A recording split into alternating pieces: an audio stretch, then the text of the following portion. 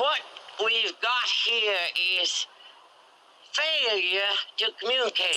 Hey, I'm UFC President Dana White, and you're in the ring with Callum McGregor.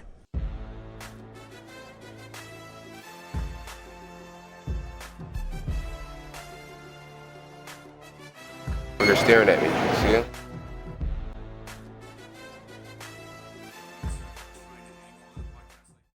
Okay, UFC 273, coming back off a week off. We have a stacked, beautiful card, and don't they do it well?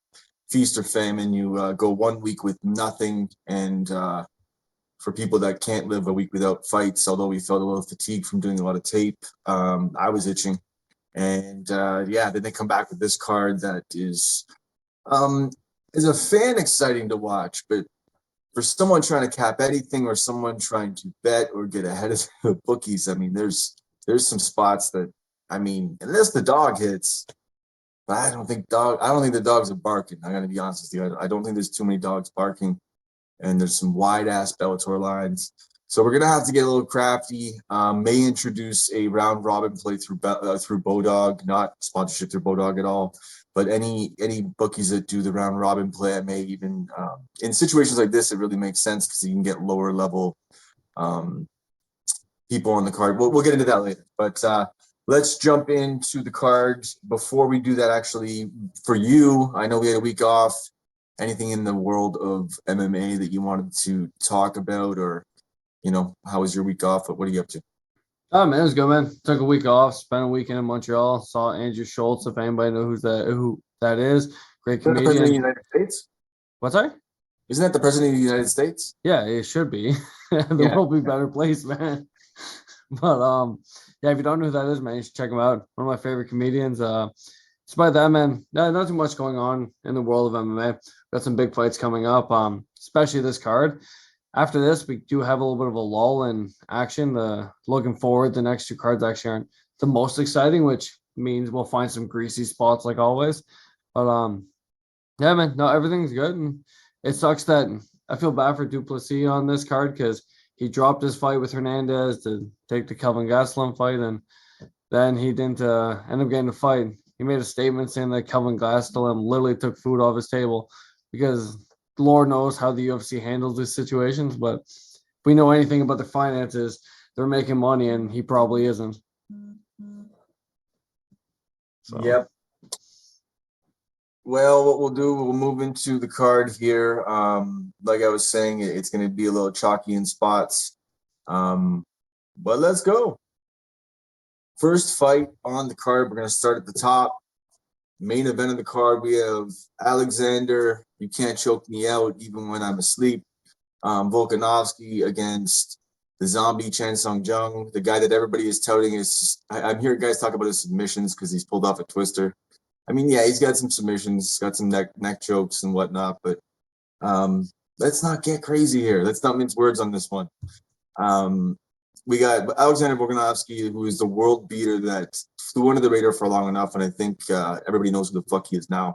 23-1-0, coming up against essentially someone who's been in a lot of battles, a lot of wars. Is a resurgence. Chan Sung Jung, 17-6-0.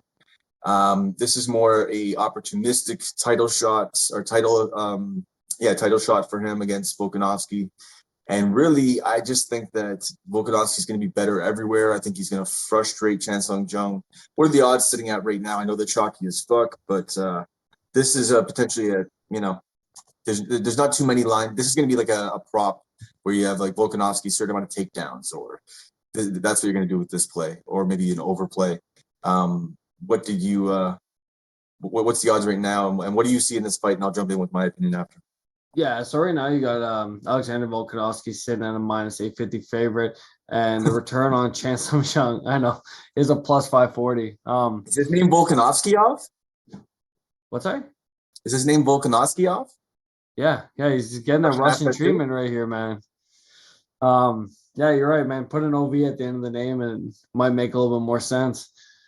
Yeah, this is a tough one, man. Like with Chan Sung Jung, a lot of people are citing the fact that he's been in nothing but main events and stuff like that.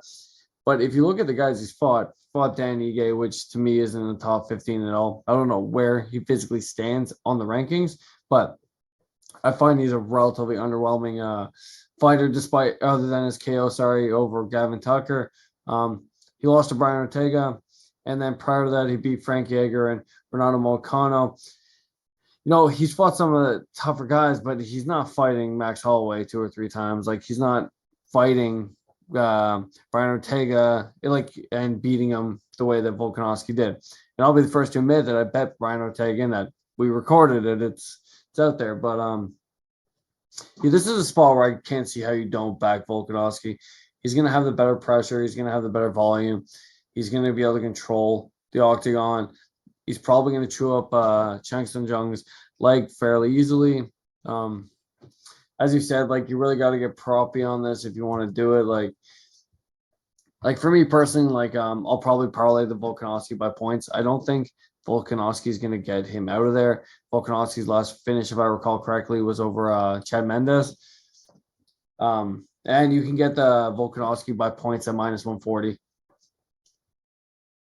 I think that's the best that's a way to good play play. it. I don't know. I don't really know if that's really a parlay because I don't really see the hedge on the other side of it. So I mean, at least as a side parlay, sure. Like if you're having one of those parlays you're throwing in there just to throw in, but if you're looking for the parlay, I think we have to be a lot more tight. We've been close the past couple of weeks. Before we were just hitting. But I see what you're saying. It is the strongest, the most likely play. I mean, you're giving Chan Sung Jung a lot of credit for it to be a decision because we're saying he's going to go 5 rounds with Volkanovski. We're saying he's, the pedigree of, he's been sitting at the top for a long time. He's been in wars. He's fought some of the best. So he's in a certain pedigree as far as, matchups and he's seen some of the bigger guys in the show. That being said, I think that his older style was just to walk down and get hit in the face and hit you and hit in the face and hit you. He's been a lot smarter recently, definitely. I just think Volkanovski's going to be able to get him out of his new smart game plan really easily, really quickly, just through playing mind games. And his mind games he just confuses the shit out of you. Volkanovski, like you were saying, to your credit, you were saying he's going to throw leg kicks. He's going to mix in takedowns. He's going to mix it up with the hands. He's going to do everything to Chan Sung Jung, and he doesn't run a pattern. A lot of fighters have patterns when they're fighting. He doesn't run a pattern. He confuses the hell out of you, which is exhaust your mind and your body. And I think he's going to be able to revert Chan Sung Jung to his old school game plan really quickly because the fight IQ will go out the window. And I actually see him getting him out of there. But I still, bettor's mind would go with your bet. It's just probably the safest bet because what I think isn't always the case. So. Yeah, you can take the double chance, depending on what book you're using. But on the book that I'm using, you can take the double chance at Volkanovski by KO or by decision, but it's -470. So you're still playing a lot of juice on it. Here's where I like it, and I don't know if you have it on your book, but I will put it out on Twitter. Is I would probably say I like Volkanovski round, depending on how they would do it. I think it would be 4-5 in decision, or it's 5 in decision. So late in the fight, so you get that it'll still be pretty chalky, but I would rather take a shot on that. So you just cover your ass on a finish late because that's where I see what happened. I don't think you get him out of there early, unless he really comes out and wants to make a statement. But yeah, obviously we know this Volkanovski. We're trying to dig to find spots, which we will put out and I'll post on Instagram and Twitter. So next on the card we have Aljamain Sterling against Petr Yan. This one we've been waiting for this one for a long fucking time. And there's so much of a storyline to this fight now. It's absolutely crazy. We know that there's no mystery as to what came, out of the first fight. Put the I didn't eat or bad weight cut or anything pre-post, Petr being a dirty fighter, whatever, all that other shit aside. Just look at the fight itself. Aljo came out.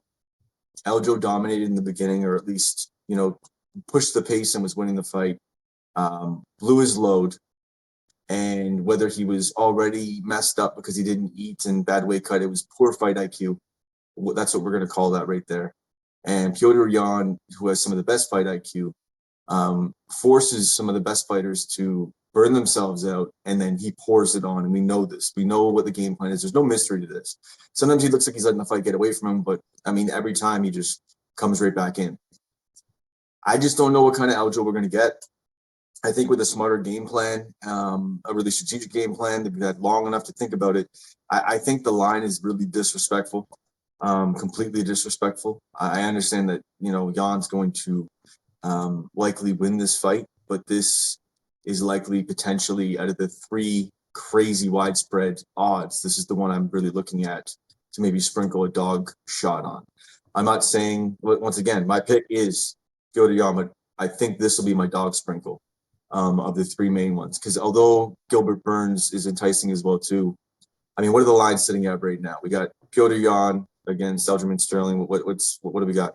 Right now, you're sitting at Petr Yan at a minus 480 with the return on Aljamain Sterling at plus 350. Yeah, man, and I just I'm even in my head, I'm looking, what if this went to the scorecards? And in Jan's fights, man, I can't remember who it was talking about, he just runs the line of just really being potentially dirty in almost every fight. He just really toes that line really well. I think it was Dan Hardy. And so I watched a lot of tape, and he really does. And that leads to situations where points get taken away, 5 rounds to do it. I'm just looking at potentially a split decision. The line's already crazy at Aljamain Sterling to win by decision. For a dog. And once again, I'm only talking about dog sprinkles. I'm not suggesting this is what's going to happen. So just to find something there, I mean, you can get some really, really, really nice plus money line to sprinkle some money on that. But I'm definitely not putting Yan at the price he's at in any parlays unless we decide that he will be the top of the parlay and we hedge with Sterling. And that's sort of maybe the play. But I see what's going to happen last time is going to happen again. I'm all on the whole betting side of things, not really talking about the fight itself. I just see that Jan's going to be able to implement the same game plan. I don't think Sterling, no matter what he's been doing in the background, is going to be able to run the same game plan with the hands and on the feet. I think Jan's going to be able to do what he wants to do. He's already had time to see him in the cage and see what he does. So I think he's going to pour it on faster. I don't think he's going to take 2 rounds. I think he's going to take a third, or 3/4 of a round to maybe a round and a half, and then he's just going to pour it on. But then I don't know, man. That is the one uncontrolled variable. It's the time off, and he does look in great shape, Sterling. I mean, so I'm still leaning Yan, and as I ramble, I pass it off to you. But finding some sprinkles on Sterling to find value, but Jan's the pick, and he's not staying out. He's staying out of all the parlays unless we want to hedge him out. Yeah, so this one's a tough one for me, man. I've been talking about this fight for a year now, right? And I do think that Aljamain Sterling looked good in the first fight. I do agree with you that Blue was low in the first fight. And it's hard to say how he's going to come out, right? You figure after a year, he's put a lot of work into it. I'm not a Petr Yan fan. I don't know why. I've never been able to get behind him. But I'm not saying I'm going to back Aljamain Sterling, but I'm also not going to back Petr Yan. The only bet I'm going to place on this card or for this fight is probably going to be Aljamain Sterling by submission, because I think there's a freaky world where that happens, but it's just kind of a tough fight to break down, right? It's a big cage. Aljo does have the skills to win this fight, in my opinion. I think the line's a little bit disrespectful because at the end of the day, as you said, Petr Yan drops points. He's pretty bad at it. He's a very slow starter. He can give up a round or two, right? One of the judges actually had Aljo up 2 rounds in the last fight. So it's kind of a tough fight for me to call. But I've always been a big Aljamain Sterling fan. And as a fan, I'd like to see him get this win on Saturday. But at the end of the day, how greasy would it be if it went split decision, Aljo? How greasy would that be? And then the most people were the consensus would be that he didn't win the fight, but he gets a greasy split decision. That would just be brutal for this whole storyline. Because I want to see it definitively end, and then I want to move past this. Just because it's such a black mark. Yeah, 100%. And it's just, but once again, I think the line's a little bit disrespectful. I think people are really citing a lot of what happened in the first fight. But if you look at the way Aljo handles himself, he's one of the only person to ever take out Corey Sandhagen, and he did it in very quick fashion, right? The guy trains with Matt Serra and all the guys down in New York. Like, he's with the proper team. He's been doing this for a long time. He has a very impressive record for a guy that's been in the sport for as long as he has. So, Peter Yan will probably be the pick just for the sake of the podcast. But at the end of the day, my money's going to be in Aljamain Sterling in this fight. I made money off him getting the illegal knee. So, Yeah, I mean, I think we're both sort of leaning the same way. I think that we both really like Sterling as a potential. I think you're more like leaning the way of him actually winning. yeah, a little bit. No, but like I'm still saying there's many avenues, and he could come out here and make us all look really, really dumb. I think he's the potential giant, one that takes a big shit all over people's parlays if people want to not hedge and end it off with Yan because they just think he's going to win no matter what. Every dog has his day, man, and I think that Sterling has all the tools, and I just think when people have hate on someone for certain things, we all tend to be blinded, and you tend to hate on somebody because of things that have happened outside of the cage. He had the belt on Twitter and all this shit and all the bullshit and all the talking. So now you sort of hate a guy who circumstantially won the belt in a way that you don't agree with. Yet you're not a fighter and you sit on a fucking couch anyway, so shut the fuck up. But yeah, I think I'm sort of with you, and I think that sort of solidifies it. I think at the top of the parlay we'll have Yan, but then have some options for a Sterling, hedge up. Yeah. Because then we can really hit it. We can hammer it if we want to. Next fight in the card, talk about disrespect. Gilbert Burns fighting Khamzat Chimaev. What's the line on that right now? Is it minus 1,500 at this point? It's getting pretty close, man. I think Hazmat's closing at close to a minus 1,000 at this point. Holy fuck. Just absolute disrespect, man. Like, I don't know how a guy with this little amount of experience. No, okay. I've got a little crazy there.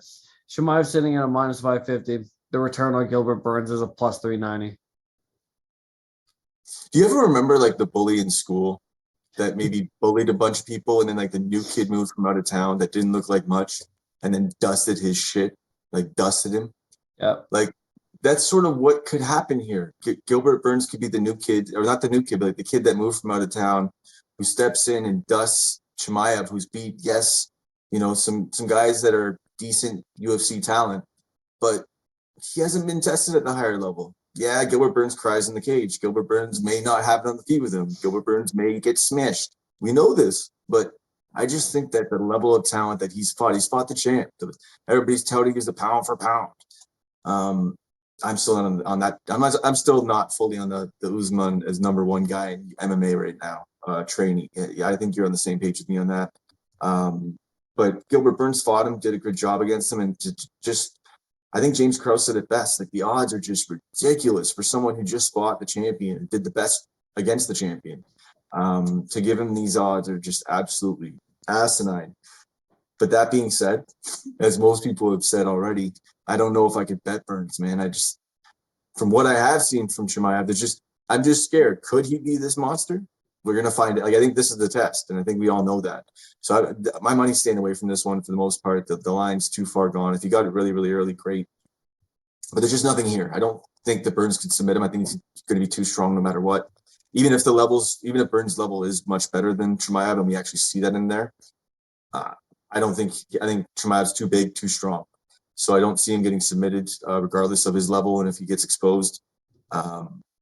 I mean, you can maybe look at some time props on this. I don't know I think they're juiced now too. Any overs are juiced at this point too, because everybody's trying to find their angle, right?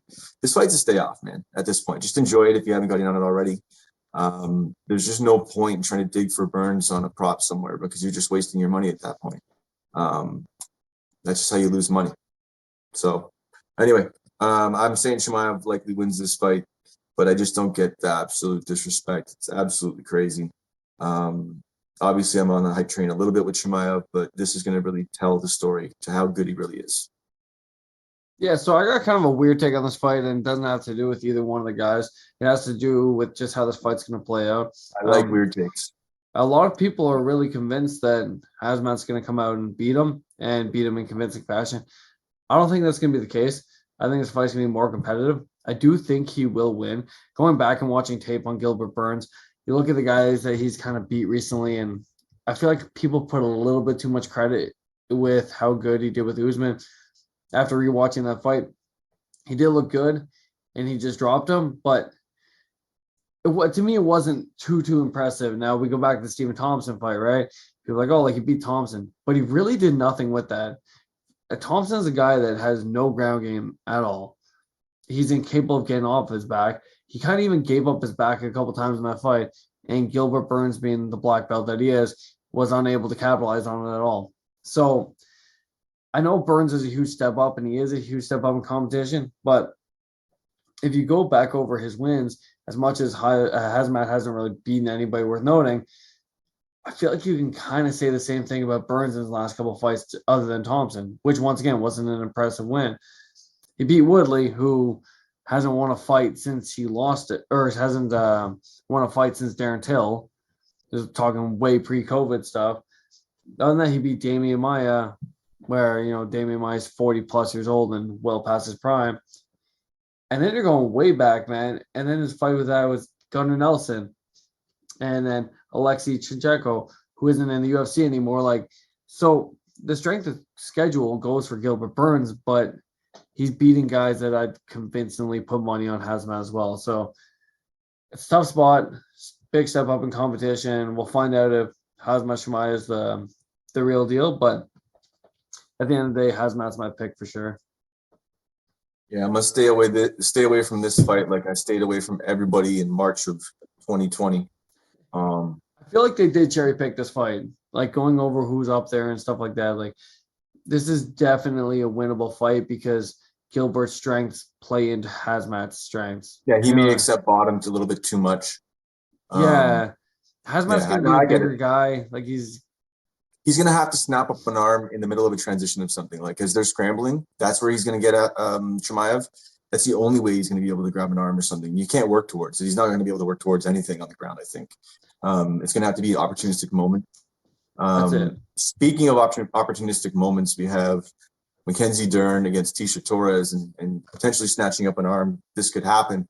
But we're going to take a look at, we have 11-2-0. Mackenzie Dern coming off of, I believe her last fight I didn't watch tape on this one because I ignorantly didn't feel I needed to. Horrible. Against Marina Rodriguez. Yeah, well, it was Rodriguez. So, yeah, and I mean, I know we were on the Rodriguez train. I know we actually flip-flopped on that. We ended up on the Dern train on that one. I think Dern was our top of our parlay. And we saw what happened with that. She got pieced up. And really, I just see Tisha Torres doing much of the same, if not a better job in this fight. Dern has got better in leaps and bounds in certain things. But one thing that she has lacked in is her takedowns are brutal. Like, you can see them from 1,000 miles away. And Tisha Torres is faster than anybody she's ever fought on the feet and has better footwork than anybody she's ever fought on the feet, in my opinion. Her speed, she's in and out, she's quick. Barring poor fight IQ, which she hasn't been showing, I don't see Dern being able to take her down. I don't see Tisha Torres making the mistake. I don't see her being in range long enough for Dern to even chain together any kind of a takedown because she just doesn't have it. I don't see too much of a slip up or a crazy thing happening. I think she's just going to be pieced up on the feet for the most part. I even think Tisha will be able to jump in and out of her guard in top position if she gets her there, and still be smart. I think she's been around long enough and fought some of the cream of the crop. I could be fading Dern because she's lost me money in the past, but there's just too many. I see Tisha winning on the feet. I see her winning in some standing grappling exchanges. For me, I see Tisha all day on this one, and I may be blinded. You may illuminate something for me, but all I'm seeing is a submission from Dern. That's all I'm seeing. Her stand-up is still sort of atrocious. She drops her head all the time, knees up the middle, uppercuts up the middle because she just dangles her head out there. Her striking's still wide. Even when you can see she gets to what she's learned. She's going straighter with her shots, but instinctually she throws those looping shots when she gets in trouble. Tisha's going to piece her up all day, man. I just see her winning. Tisha Torres by decision is something I'll probably even put together in a 2-part prop parlay. What are your thoughts on this one? Yeah, I'm right the same wave you're on this one, man. I think Tisha's just the overall better fighter. I think Mackenzie Dern, has been kind of exposed in her last couple of fights. we all know Tisha Torres went on that 3-fight losing streak, but it was against like Weili Zhang, like Rose Namajunas, like it was against like the top tier of the division, right? So no doubt, I don't think Tisha at this stage in her career is that top level, but I think she's tough enough to beat Mackenzie Dern. Like there's no doubt in my mind like that she's gonna come out, be able to control it. If you followed her on Instagram at all in the last couple of months or last year or so, she's been doing like strong woman competitions and like doing like muscle lifting and like all these crazy things. So her strength's definitely going to be there. She hasn't left the gym at all, although she hasn't had too many fights recently. So I think she's just the overall more well-rounded fighter. I think this is kind of one of these things, right? Where if we go back to like the fight with like Mike Grundy and Makwan Amir Khani, like where I said if this guy's going to win, he's going to win in the first round. I kind of feel like that's Mackenzie Dern's win condition. Like I feel like you can bet the first round submission for Mackenzie Dern, get a stupid number on it, and if it doesn't happen, you already have Tisha in a ticket. And I think at that point she's going to ride because I don't think Mackenzie Dern has the wrestling to sit on top of Tisha Torres. If she gets her down, she's going to get the finish. Yeah. even in the Marina Rodriguez fight, right?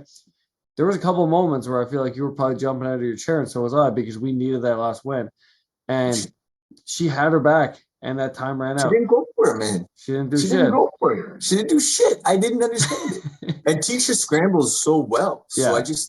She's a little like firefly or whatever the hell you want to call her. She just fucking doesn't stop moving. So I just don't see like besides brain fart in the cage, lack of a better term, like all of a sudden she has poor fight IQ and falls into a submission. Like I just don't see it. Like that's it. And the odds on that are like stupid. So it's Tisha Torres all day here. Still getting a little bit of dog money on it too. She's sitting at a plus 104 right now. So yeah, perfect. Next fight on the card, we have Vince Pichel against Mark Madsen. Vince Pichel 14-2-0. Mark Madsen 11-0-0. Last fight, he fights Clay Guida, wins with the jab. Jab, jab, jab, jab, jab, jab, jab, jab, jab. A whole bunch of jabs. I think he was scared to engage with Guida because of the chaos, which really Pichel's going to bring to the table as well. What are the odds on this fight right now? Sorry, we jump back into this quick. Stupid thing. Right now, you are sitting at Vince Pichel at a minus 144 with the return on Mark Madsen at a plus 118. Yeah, and I mean, I think that's aligned right. I mean, I get that Madsen, when it comes to wrestling and takedowns, if you want to take a prop on how many takedowns he'll get in this fight, sure, I'm with you for a wrestling match if you want to win on points. I don't think that this is a good fight for him. I think it's a bad matchup for him. I think this is Vince Pichel has shown enough, I think, fight IQ. He's a gritty veteran that can utilize his durability and be smart with it. And be able to tire Madsen out. And I think that, sure, you want to take Madsen. I don't think Madsen's going to be able to ride him for the full length of the fight. I think that Pichel is going to be sneaky and work his body. I think Pichel is going to be able to actually tire him out and run the get-up game. I'm great. It's great in the first round if Madsen wins the first round. This is potentially a live bet situation too, because if he can take him down 3 times in the first round and Pichel can get right back to his feet or work him a little bit more and get him tired, man, I mean, I'm all day on Pichel because about a round and a half into this fight, you're going to see someone take over and you're going to see, some nice stand up, I think he'll be able to even get in close and grapple with him up against the cage after landing elbows. And I just think Pichel's going to win this fight. That's my take. I think the line is just about right. It could be maybe closer to a pick 'em just because of the level of wrestler that Madsen is. I just don't think that it's a one-trick pony situation. I don't think the stand-up's going to be as good as Pichel's. I think some of the scrambles, Pichel even has better scrambles in some situations. Yeah, man, all day, Vince Pichel. Thoughts?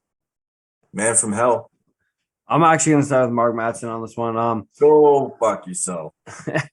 I'll be like, I made money. With you, man. I'm messing with you. Honestly, I made money because like Vince Pichel came in as an underdog against Austin Hubert, and I thought that was a real good fight for Vince Pichel, and he did exactly what I thought he would do. Danced around the cage, landed the punches, landed the kicks. people thought Hubbard was going to come in and school him. So for me, that was a good play. But actually, I disagree. I think that's actually a bad matchup for him. Vince Pichel tends to give up a lot of takedowns. He's got a 25% takedown defense, and he doesn't seem to do well off his back. Like, he kind of jumps back off. He's a quick moving fighter like Clay Guida, but he doesn't have the wrestling caliber of Clay Guida. And I think that's what really worried Madsen away. I think Madsen kind of banked on the fact that Guida was old. And although Madsen's not young either, but I think he was just banking on the wear and tear of him. And honestly, I thought Clay Guida won that fight, if I'm going to be honest, but I didn't rewatch it in the tape of this, so maybe I'm just talking shit here. But I thought that fight was super close. But I think Madsen will be able to kind of just take him down. I don't expect this to be an entertaining fight, if I'm being honest. I think there's going to be a lot of Madsen on top, and I think he'll probably end up going to like a 29-28 decision with Vince Pichel almost getting a finish in the third and Madsen controlling the first two. But I'll take the dog money, but I think you play a fight goes the distance because I don't think you'll see a finish in this fight. Yeah, I mean, I definitely can see what you're saying.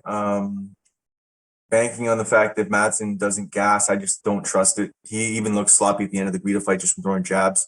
It's true. And the big cage does heavily favor Vince Pichel's style. He'll be able to dance around, throw those leg kicks, pop out his jab, and, Madsen's going to have to dive in for those legs, right? Yeah, I just think that Pichel is going to be able to get up, at least out of those first four times, and who's going to be more tired after that?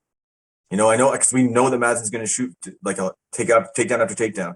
I think Pichel's going to be able to get up multiple times, and Madsen sure will look dominant at that point. But after all that work, where are we? And I guess maybe this might be a live bet situation, like I was saying. But I'm still with Vince on this one. This will be our head-to-head, it seems. Both we both had a take, and both of our takes are somewhat reasonable. You know what I mean? I think you sort of chewed mine up a bit, but it is at wrestling. We stick with wrestling's an easy. Not to say that you're hanging your hat on something easy, but wrestling is the one to hang your hat on, right? If you're going to hang your hat on anything, it is. But I just think that after that last matchup, I didn't get it. I think he was way too hesitant. He had a whole bunch of stuff going on pre-fight. Madsen, I'm talking about, but I just think Pichel rides in this one. But we'll see, man. That's our head-to-head. Awesome. Love it. Next fight in the card, we have the ever-inflated Ian Gary, 8-0-0, sitting at stupid numbers. As the numbers climb, I'm really now tempted. Darian Weeks, 5-1-0. I think Gary is levels above, but I think Gary also likes to get punched in the face. A lot of people have said it. He doesn't use his distance very well, at all. Gets tagged. But his long limbs lead to potentials for submissions. His long limbs lead to potential for controlling a fight at distance. His long limbs lead to potential of a knockout. And he has all the skills to do it. He's just young, dumb, and, Darian Weeks does have a wrestling pedigree. Darian Weeks can potentially come in here and bring it to Ian Gary. How many times out of 10 does Ian Gary win, do you think? 7. Yeah. And right now, what is he lined at? -400. -440. Then the return on Darian Weeks is +320. Yeah, this is a scary one just because, man, he just scared me in his last fight. And when someone does that, I'm just not really on board. I think the hype is a little bit too high on him. He's going to be in the top of the division for sure and be one of those guys that'll be in some big cards. And I just don't know if he's that good. And on a chalky fucking card, it's easy for people to hang their hat on Ian Gary when they can't put their money on anybody else. You can't put your money on Chimaev. You can't put your money on Volkanovski. Oh, Ian Gary, let's jump on it. And I think, I don't know, man. Darian Weeks could potentially do something. And it scares me. I may stay away from this one completely, although I still think that Ian Gary potentially wins this one inside the distance. It's a Paddy Pimblett situation, right? He got tagged up multiple times, and it just scares me. Is the hype real? I don't know. As far as physicality, as far as the skills, I mean, if I just put all the other shit to bed, I think he wins this fight. But I don't know, man. Poor fight IQ scares me sometimes. And when someone doesn't utilize their physicality and their technique properly, it scares me. So I'll pass this one off to you. Yeah, I think the only way to play this fight is the fight doesn't go the distance, man, because Ian Good Gary, call. like one, he looked tired in his last fight, and he was fighting a guy that really isn't good at all. And that's what's scaring me. And you can write a lot of this off to, his first fight in the UFC, he had some nerves, and but he got clipped, man. Like, and he looked a little bit hurt, looked a little bit wobbled, and that's kind of it's a little worrisome. He's got a very hands down approach to the way he fights. And Darian Week has crisp striking, man. I think Ian Gary wins this fight. I think we all think Ian Gary wins this fight. But if something's gonna fuck your parlay, man, it's probably gonna be Ian Gary. There's This no value line is there. way too fucking wide. Like it doesn't make sense. And that's it. Like Jordan Williams is literally a diabetic that got a shot in the UFC who has zero cardio and a puncher's chance in every single fight. And Ian Gary gave him that opportunity. He had one win condition, and Ian Gary's like, punch me in the face and see if you can knock me out. And I'm gonna stand here and take it. Like, as you said, man, that's like bottom level fight IQ. And that's some scary shit to put money on. So I'm with Ian Gary on this one. I think he wins. He should beat Darian Weeks if he's gonna get the hype he deserves. But yeah, he's not gonna be top taker for me. It's not gonna be. I'm staying off it. I mean, I don't even really do what I don't even know if it's besides Dogger Pass that runs PRP or whatever. Everybody does this full card thing, and I put $5 on it every time. One day I'll make money.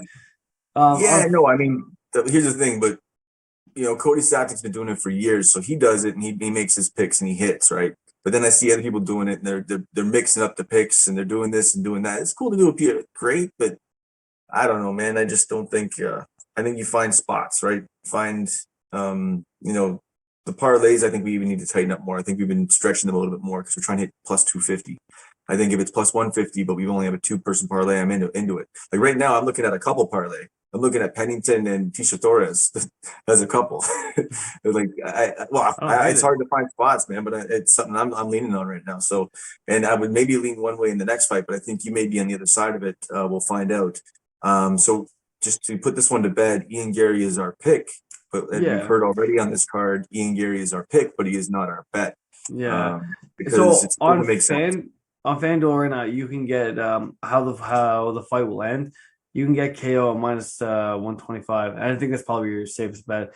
As much as Ian Gary has a strong wrestling background and he has showed it in his previous fights, I don't think it's going to come to light in this fight. Actually, you know what, man? Sorry, finish your thought. And I think this fight somebody's going to go to sleep. It's probably going to be in the first round. Another thing that you could look at with this one, man, is you can have that bet. The fight doesn't go. I think that's the safest bet on this one. Also, look at a live bet. Look at Ian Gary, what he does. Just look at the first round. What if he tags Weeks a little bit and then goes for broke and blows his load? Then he's inflated in between rounds, and then Weeks just maybe slowly takes over or catches him because he's just gassed.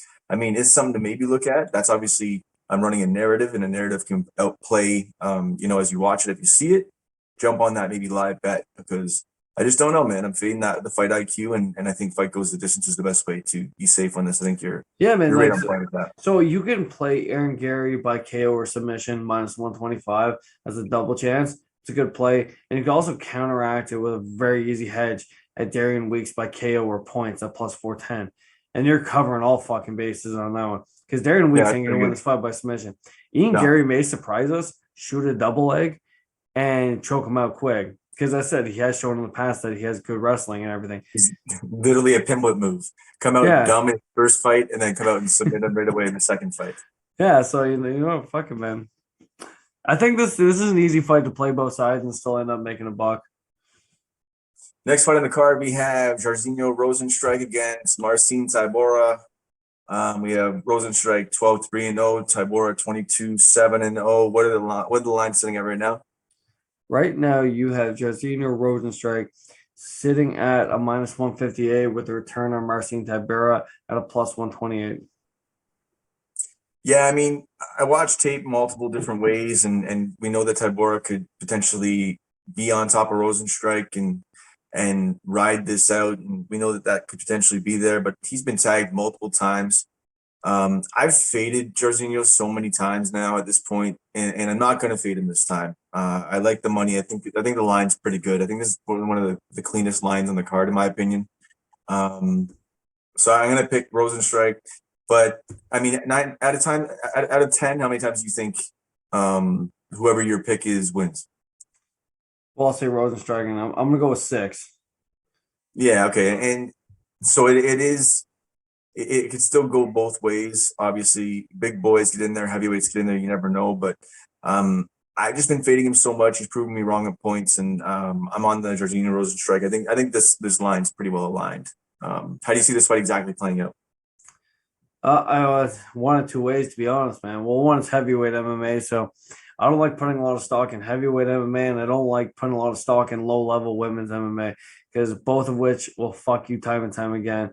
But I think Jorginho Rosenstrike is very live in the first, but Tybura tends to get an ass kicking and then come back. If Tybura is able to get this fight to the ground, man, we've seen time and time again that Rosenstrike's got no answer to anything whenever he's on his ass. He just kind of lays there and hopes for the round end and then comes out strong the next round and hopes God it doesn't happen to him again. I think, Tybura is a good bet. Or sorry, Rosenstrike's the right. What's the over one? Like, it may not be out yet because the over 1.5 on a heavyweight fight probably wouldn't come out till right before fight time.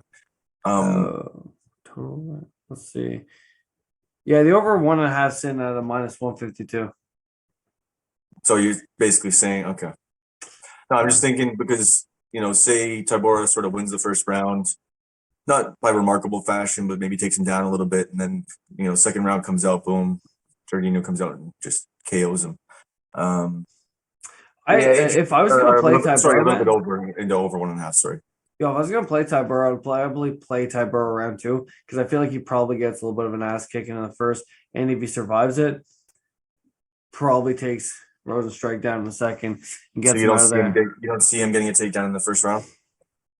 No, I see him being pretty tentative. And as I said, Rosenstrike being as dangerous as a striker is and Tybura being as slow of a starter as he is, I think the first round's either going to be pretty lackluster or we're going to get a quick KO from Rosenstrike. Well, he's not necessarily, I don't see him, not when we say 6 times out of 10, he's not a parlay piece, but even maybe straight up or Jorginho by KO this is the way we want to look at this fight.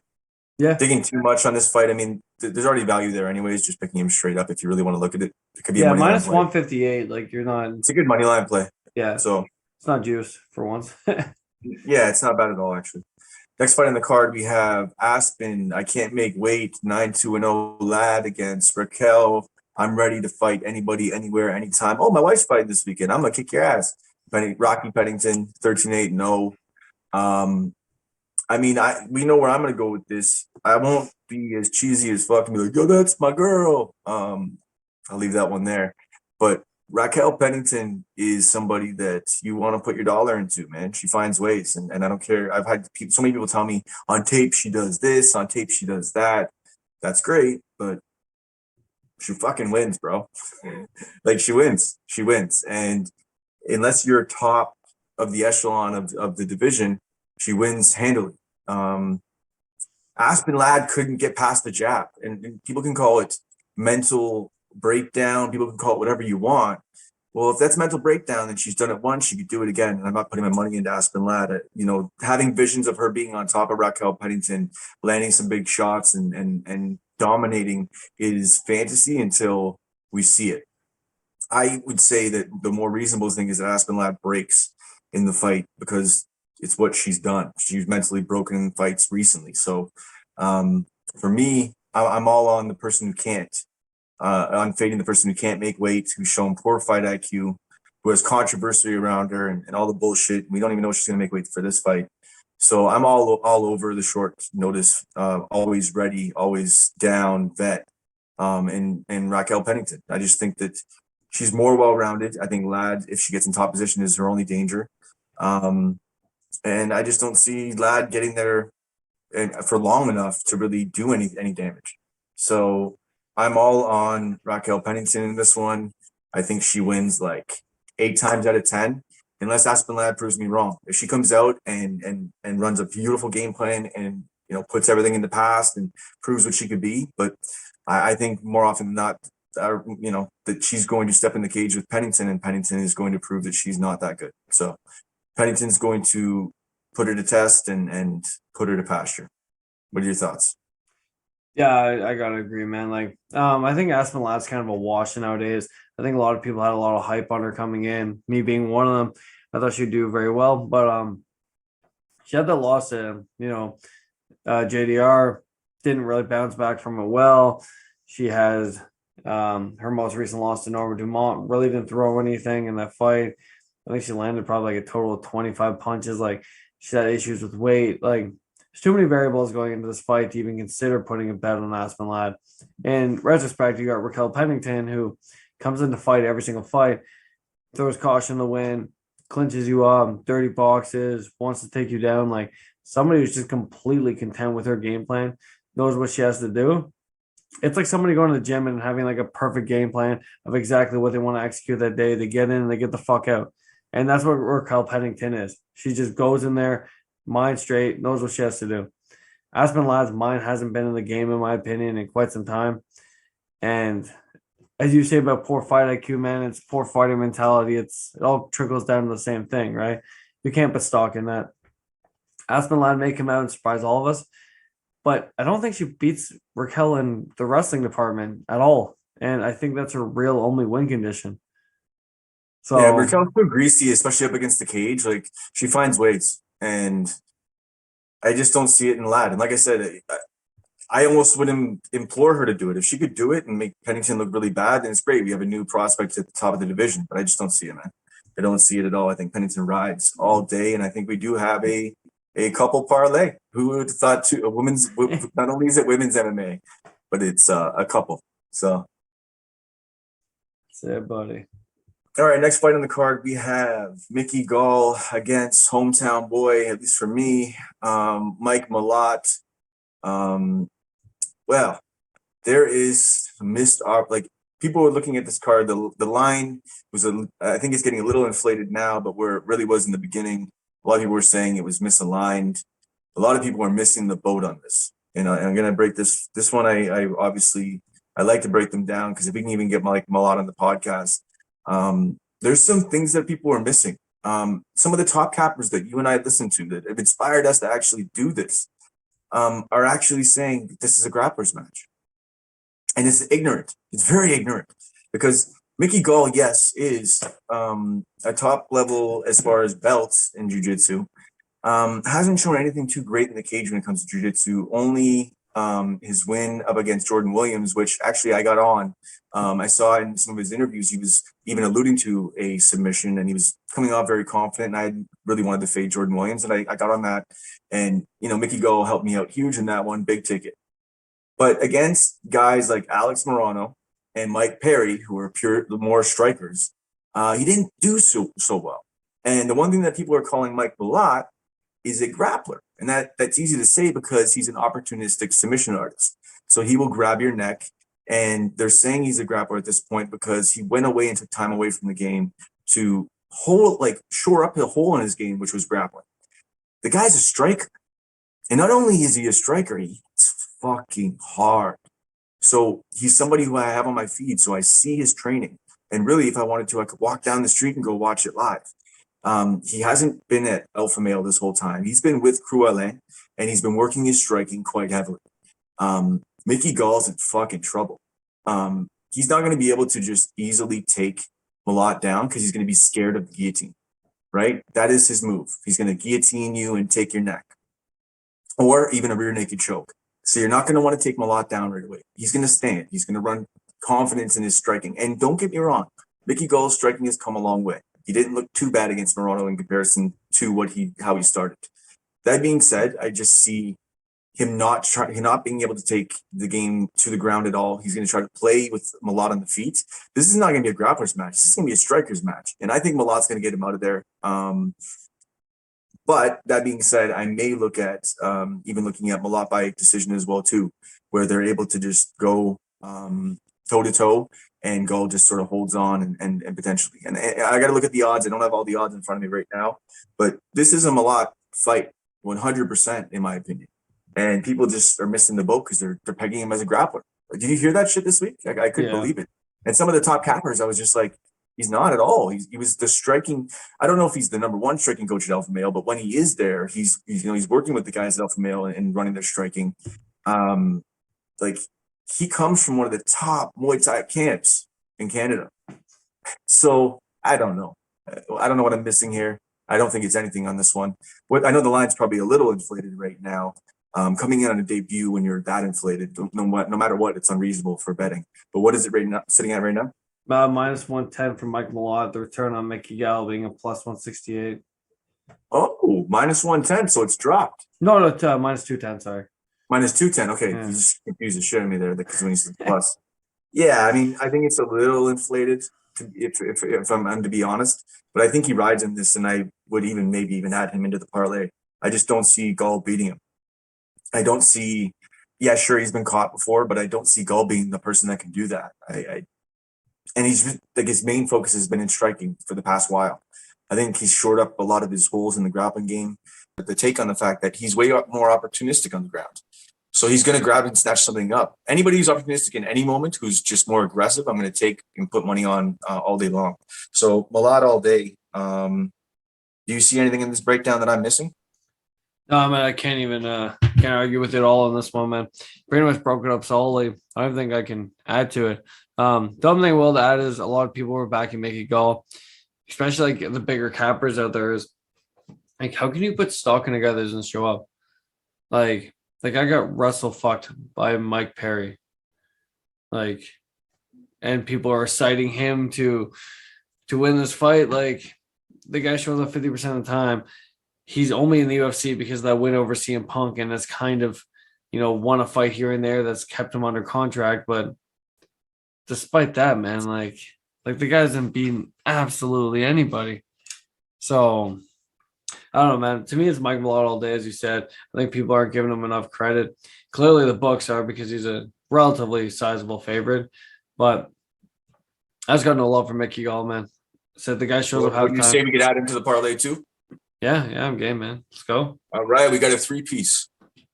That's it. I said we can keep it small, but I feel confident in these picks. I mean, we could always reevaluate, maybe take one out. Maybe we do take Tisha Tort, whatever. I'm still confident in her too. I don't know. Mike Malott's a married man, but like maybe we're setting him up for something. Just saying. With who? Oh, wow. A 3-piece. Oh, shit. I don't know if they roll that way, though, but, There's always hope. I'm definitely posting this on the video. Okay. So next fight on the card, we have fight I don't even want to talk about, but let's do it anyway. We have Alexei Olenek against Jared Bandera, and man, I said it already. The last time he was supposed to fight was a big bag of donkey dicks. For me, I just think Olenek's been around too long. Like, just retire and go beat Putin's Secret Service already. Like, we don't need to watch you fight anymore. He's old, he's lumbering, and I just feel it's like watching like 70-year-old working in a warehouse. That's horrible. You should be retired at this point. Like, just please go home. That's how I feel. I know you had a take on him. I think you were initially rolling with Olenek in the last fight, but now he's got his replacement in Jared Bandera. I think Bandera is going to take him in this fight, but I'm not touching it. I think he's going to get touched up on the feet by Bandera, and I think Bandera is going to be able to scramble. I don't think he's going to put himself in too crazy positions. But really, either way, I don't really have a hot take. We know Olenek threats submission with some lumbering strikes, and we know that Bandera has a little bit better of a striking game, obviously, and I think he's going to tag him up more. And in heavyweight, I like the guy who's going to tag him up more. So I'm going to go with Bandera with a very simple take, but I'm not putting my money anywhere near it. Yeah, I'm excited with Bandera on this one too, man. I'm going to bet the round 1 KO plus 330, and I'm going to call it a day. I don't think Alexei Olenek is going to be able to do much in this fight. I had him beating Ilia to Latifi just because Latifi doesn't throw punches. And his one condition would be to take him down and lay on him. And as much as he doesn't have a neck, I figured Olenek can find something in that muscle of his and choke him out. But Bandera is probably just going to wail on him and put him to sleep. Like, it's I don't know why you take Olenek in this spot, man. The guy's like 46 years old. Like, yeah, I don't want to talk about this fight. Like, No, fair enough. We'll leave it there, man. I think Jared Vendera is the pick, and we're not parlaying it, not even looking to put anything into it. So bet pick the the round back. one and call it a day, man. Because But you know what we got to do is to clean things up a bit, man. We don't have to be involved in every piece, right? Everybody itches for every bit of action. You want to be involved in every fight, but you don't. You really fucking don't. Save even the dollars, man. Your little sprinkles add up. The little sprinkles add up, man. Sure. Start being better with your bankroll. I'm not saying you. I'm saying just in general. It's true. Next fight on the card, we have Anthony Fluffy Hernandez against Josh Frem. It's Anthony coming off of one of the biggest upsets in history. People pegging him as the best submission artist in history now. That is not the case, but he was an opportunistic man. So I like that. Like I said before, anybody who's going to take advantage of a situation, I'm definitely a fan of. Obviously, you know, he's at a win-loss sort of record, but he's had some big wins. You know, obviously his win over Adolfo Vera when Vera, you know, gasses out is one thing.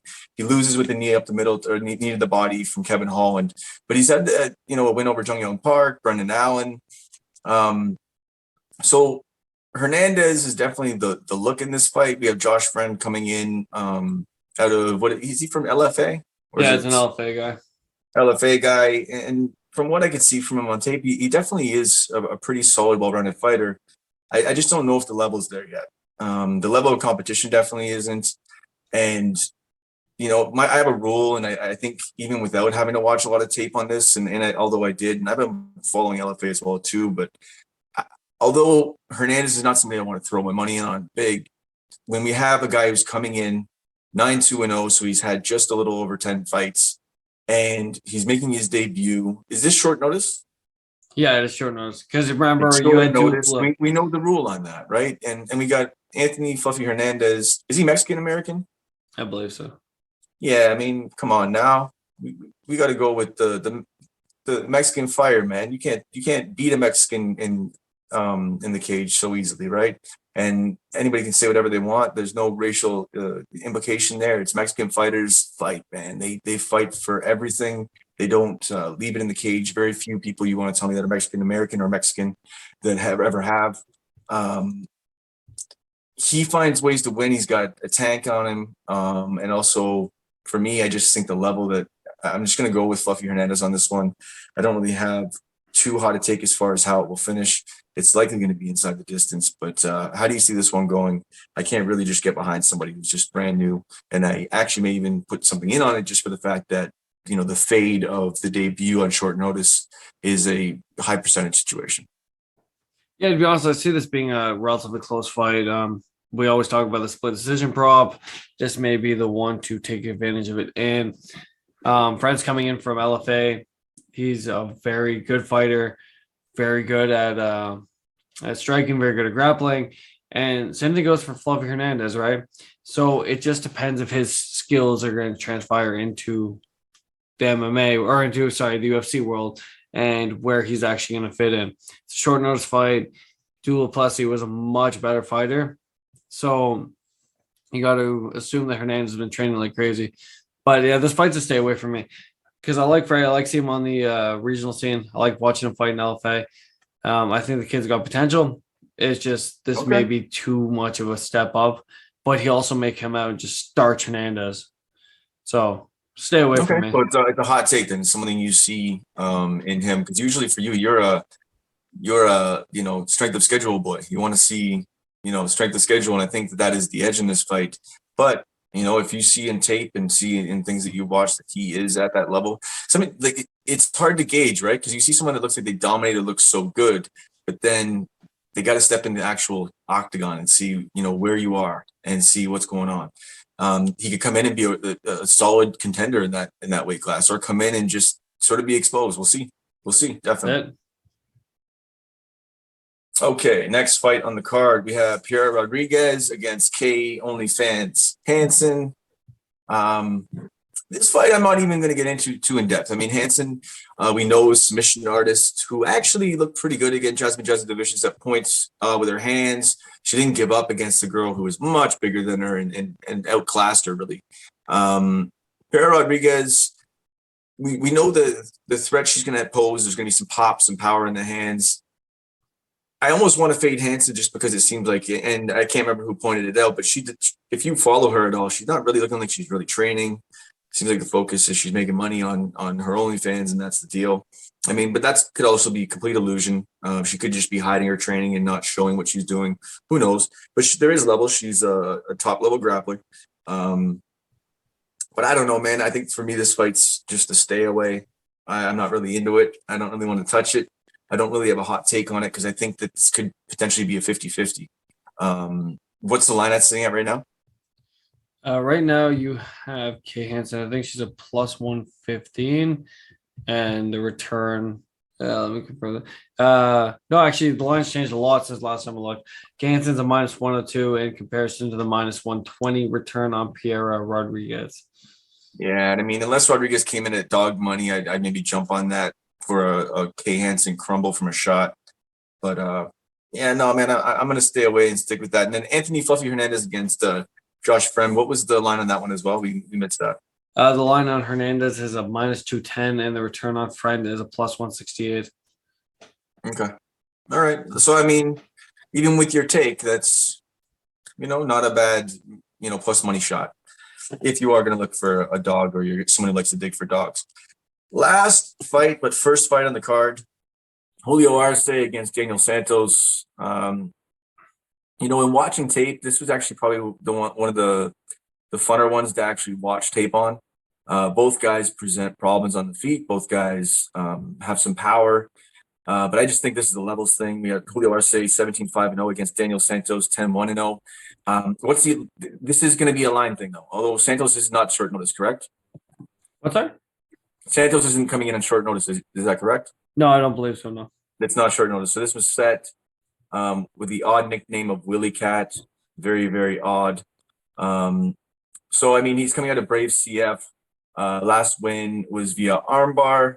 One before that, spinning back kick. So, I mean, he does have, and watching, he's pretty exciting. But I just don't know how that translates into the UFC. We'll see. My pick is going to be Julio Arce in this one pretty easily. And I don't know if I asked you, may have already said it, and I'll just delete it out. What was the line on this one? The line right now on this one is a minus 194 for Julio Arce, and the return on Daniel Santos is a plus 156. Yeah, I just think the Arce is just wherever Santos is good, Arce is better. The strength of schedule is there, and it's one of those prove me wrong situations. You're in your debut, you do well, great, then I'll look at you next time. But for now, I'm going to back Arce in this fight. I don't think there's another way to look at it, unless you, once again, see in tape that there's an opportunity. To be honest, man, it was hard to find tape on Daniel Santos. I really couldn't find too much. Decent striker, seems to have some grappling mixed in there. But I think this is Julio Arce all day. I think just this is where strength of schedule comes into. The guy's been in some tough wars. A lot of people are citing, let me double check before I say this, but a lot of people are referencing some of his more recent losses as a reason to fade him. But the guy's got skills, man. He's got good striking. So he's got a solid ground game just the same. And I think his experience in the UFC will be kind of what prevails in this point. Yeah, like he's just coming off that loss to Song Yadong, but look at what Song Yadong just did to Marias. Look at where Song Yadong's future's heading, right? It's hard to not back him in this spot, For sure. Yeah, man, I think so we've gone through the whole card. We got some good takes here. I mean, even looking at Arce, looking at Hernandez, I think, we talk about the likelihood of them winning, but then you come in with your hot take on Fremd. The Rodriguez Hansen fight, whatever. I'm not really fully interested. Bandera Olenek, I think Bandera rides really, but really it's a dumpster fire. Mike Malott, I think, is just being touted as this grappler, which is ridiculous because the guy's stand-up is there, and I think Gall does not do well with stand-up, and I think he's not going to be able to take Malott down, and even if he does, he's probably going to get submitted because he's soft compared to Malott. Malott's a badass, so I just don't see that changing. We know Raquel is going to be part of the parlay with Malott, and that will lead us into, I think, Tisha Torres. Any other definites on the card that you think? I mean, I don't really know if I want to put in that Ian Gary in there. I think it's just a scary prospect. Yeah, I think Ian Gary's a little bit too dicey to throw him into this one. As I said, I really do see a path to victory there for Purcell, and that is something that worries me a little bit. So I think we're good with the three, man. Okay, so we'll take Torres, Pennington, and Malott as the parlay, and we don't have to hedge it out, but we could hedge it out with Piotr Yan, and have Aljamain Sterling even straight up. If not, you can get proppy with it, but I would just go straight up, to be honest. Where the line is at right now, why not? Yeah. And then, I mean, dog play. I mean, obviously, we know Tisha Torres is a little bit more on the dog side of things, but I mean, we know that Sterling out of those three, because I think everybody's looking at these three top fights and like it's so unreasonably lined. Someone going to want to be sprinkling on some of them, and I think that Sterling might be your best bet there if you do sprinkle on a dog. But if you were to pick another dog on this card that you like, is Madsen sitting at dog money? Did you say? Yeah, Matson's at a plus 110 right now. Yeah, so Madsen's sort of your dog, but although plus 110 isn't really much of a dog, have we picked anybody that was dog really? No real dog. Plus, the Ty Burrow, I don't hate, man. So it's not a bad play there. I didn't mention Friend, who was sitting at a plus 162. I didn't go with the K Hansen. I think that's what I'm going to put out. I think that's what I'm going to put out for a dog play. Not my dog play, but I'm going to put in the caption for Friend for you. What do you feel about that? I like it, man. And I didn't go over the K Hansen fight. We kind of skipped it, but I actually don't hate K Hansen by submission because I think it's just really a striker versus grappler match, and I feel like if Kay Hansen actually can get it to the ground, she'll probably wrap up the choke pretty quick, and that's sitting at like plus 400. So, okay, so Kay Hansen plus 400. Yeah, my bad. I didn't get you to jump in there. I think we just I was stuck in OnlyFans in my head, and we just kept moving on. Trying to get back to it, eh? Yeah, just a little bit of a malfunction there. Yeah, all right, man. I mean, that as a prop is pretty good too. I'm trying to think if there's any other props I could see on here. I mean, I could see Malott getting rid of what's inside the distance Malott right now. Give me a sec here. It's probably more even. Yeah, I think it's 1 sec here. Sorry, the app on my computer whenever I switch over to another app on my computer, it logs me out right away. So we got, once again, just to reiterate the fact, we got Pennington, Torres, and Malott as our pick for the parlay with Piotr Yan at the top of the parlay and a hedge from Sterling. Then we have, actually, what I'm going to do is Mike Malott inside the distance as my sneaky play. Josh Fremd is going to be your dog of the week. And Kay Hansen will be a prop for submission at plus 400. Anything else that you want to add in here, man?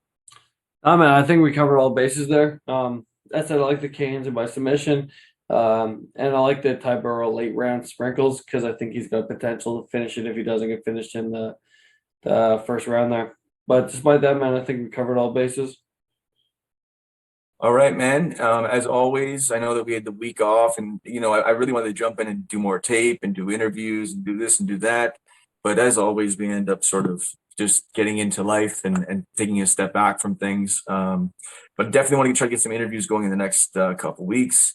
For you, I know that you've been able to get into quite a bit of tape. Have you seen anything looking ahead that anybody might want to even look into the next card? Maybe not, but is there any fights on the next card that you could see that people might want to jump on in line?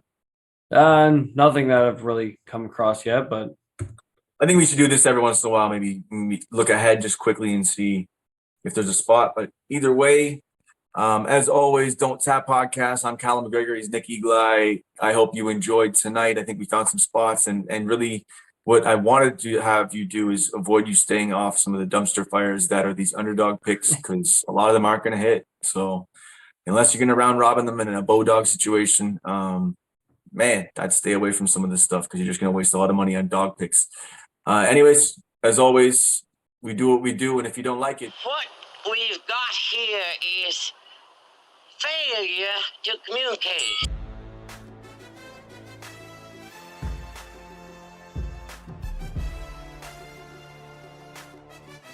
They're staring at me. See them?